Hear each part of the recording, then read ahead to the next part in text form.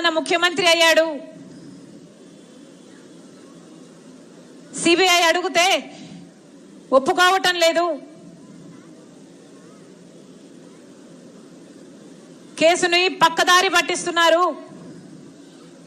నా కంటికి స్పష్టంగా అర్థమవుతుంది. వాళ్ళు వేసుకున్న పోలీస్ ఆఫీసర్లు అయితేనేమి, కేసు నడుపుతున్న తీరైతేనేమి నాకు భయం వేస్తుంది. నాకు న్యాయం జరిగేటట్టు లేదు అని బాధపడింది సునీత. ఆ రోజుటి వరకు నేను జగనన్న గారి కోసం చేయని త్యాగం లేదు. జగనన్న జైలుకు వెళ్తే 3200 కిలోమీటర్లు పాదయాత్ర చేసిన దాన్ని.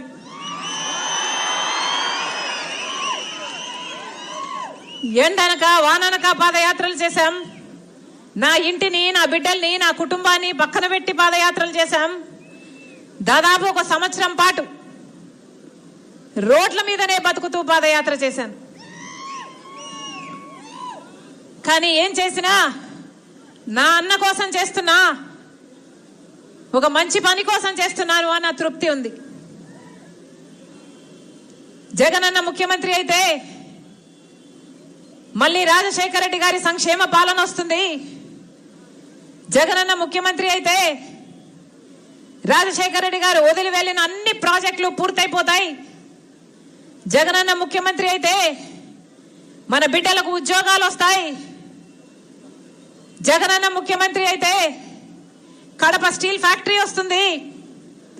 జగనన్న ముఖ్యమంత్రి అయితే అభివృద్ధి జరుగుతుంది అని పూర్తిగా విశ్వసించా. జగనన్న ఏది చేయమంటే అది, సమైక్య యాత్ర కోసం, సమైక్య ఆంధ్ర కోసం యాత్ర చేయమంటే చేశాను. ఆ తర్వాత తెలంగాణలో ఓదార్పు యాత్ర చేయమంటే చేశాను. ఆ తర్వాత ఏ అవసరం ఉంటే అప్పుడు, ఎప్పుడు అవసరం ఉంటే అప్పుడు, ఏది చేయమంటే అది, బాయ్ బాయ్ బాబు క్యాంపెయిన్ కూడా నడిపాను. ఆఖరికి జగనన్న గారు ముఖ్యమంత్రి అయ్యారు. జగనన్న గారు ముఖ్యమంత్రి అయ్యేంత వరకు జగనన్నకి నేను చెల్లెల్ని కాదు, బిడ్డను. జగనన్న ముఖ్యమంత్రి అయిన తర్వాత ముఖ్యమంత్రి జగన్మోహన్ రెడ్డి గారు ఎవరో నేను గుర్తుపట్టలేదు, నాకు పరిచయం లేదు. క్రమక్రమంగా ఆఖరికి సునీతమ్మ విషయంలో కూడా నాకు అన్యాయం జరిగేటట్టుంది, నాన్నకు న్యాయం జరిగేటట్టు లేదు అంటే ఒకటే ఆలోచించాను. చిన్నాన్న చనిపోతే రాజశేఖర రెడ్డి గారి తమ్ముడు వివేకానంద రెడ్డి గారు చనిపోతే బాధితులు ఎంతో మంది ఉన్నారు. కడప జిల్లా అంతా బాధితులే. కానీ అందరికంటే ఎక్కువ నష్టపోయింది చిన్నమ్మ సునీత. మరి అలాంటప్పుడు బాధితులకు భరోసా కల్పించాల్సిన బాధ్యత మన మీద ఉంది కదా అని ఒక్కటే ఆలోచించాను. అంత నష్టపోతే వీళ్ళు బాధితులైతే కనీసం వాళ్ళకు భరోసా కూడా కల్పించలేకపోతే ఇక మనం బంధువులై ఉండి ఏం లాభం, రక్త సంబంధం ఉండి ఏం లాభం. అసలు వివేకానంద రెడ్డి గారు ఎవరు? రాజశేఖర రెడ్డి గారికి సొంత తమ్ముడు. రామునికి లక్ష్మణుడు ఎలాగో రాజశేఖర రెడ్డి గారికి వివేకానంద రెడ్డి గారు అలాగా. ఏ రోజు ఏ ఒక్క మాట జవదాటలేదు. మీకు తెలుసు, ఇక్కడే బతికారు, పక్కనే ఇల్లు. ఎంతమంది వెళ్ళుంటారు? ఎంతమంది వెళ్ళుంటారన్నా? మీలో ప్రతి ఒక్కరు ఆ దిక్కు వెళ్ళుంటారు, వాళ్ళను కలిసి ఉంటారు. ఎవరైనా సమస్య తీసుకొని ఆ ఇంటికి వెళ్తే ఖాళీ చేతులతో ఎప్పుడూ వెనక్కి రాలేదు. ఒక రాజారెడ్డి గారు అయితేనేమి, భార్య జయమ్మ అయితేనేమి, కొడుకు రాజశేఖర రెడ్డి గారు అయితేనేమి, తమ్ముడు వివేకానంద రెడ్డి గారు అయితేనేమి, ఏ సమస్య తీసుకెళ్తే ఆ సమస్య, వివేకానంద రెడ్డి గారు అయితే ఎవరైనా సమస్య తీసుకొస్తే వాళ్ళను తన కారులోనే కూర్చోబెట్టుకొని ఆఫీస్ వరకు వాళ్ళని తీసుకెళ్లి ఆఫీసర్ దగ్గర వాళ్ళకి మాట్లాడించి ఈ సమస్య ఉంది పరిష్కరించాలి అని ఆఫీసర్కు చెప్పి వెంటనే పరిష్కరించే నాయకుడు. అలాంటి ప్రజానాయకుడు వివేకానంద రెడ్డి గారు. అవునా కాదా? అవునా కాదా? అవునా కాదా? అలాంటి నాయకుడు ఈ రోజుల్లో భూతత్వం పెట్టుకొని వెతికి చూసినా కనిపించడు.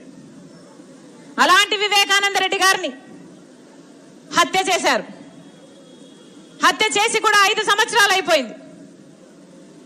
5 సంవత్సరాలు అయిపోయింది. ఒక పెద్ద మనిషిని, రాజశేఖర రెడ్డి గారి తమ్ముని, ముఖ్యమంత్రి రాజశేఖర రెడ్డి గారి స్వయాన తమ్ముని చంపి ఈ రోజు వరకు న్యాయం జరిగిందా? న్యాయం జరిగిందా? న్యాయం జరగలేదు. ఒక పెద్ద మనిషి 5 సంవత్సరాలు అయింది చనిపోలేదు, చంపేశారు. గొడ్డలితో నరికి నరికి నరికి నరికి నరికి ఘోరంగా క్రూరంగా చంపేశారు. అంత ఘోరంగా చంపేసినా ఈ రోజు వరకు కూడా న్యాయం జరగలేదు.